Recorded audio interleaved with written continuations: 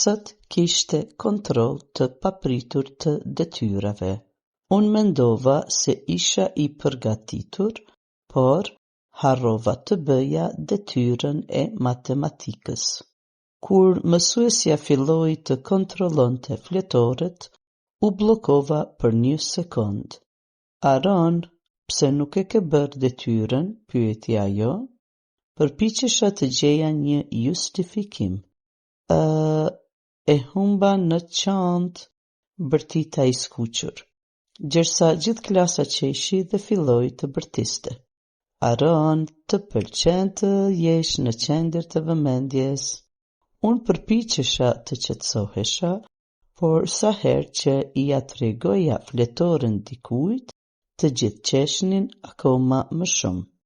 Në fund, mësuesja pshirtiu dhe tha: Aron, mos u shqetëso, bëj përgatitjen për herën tjetër. Mësimi i ditës.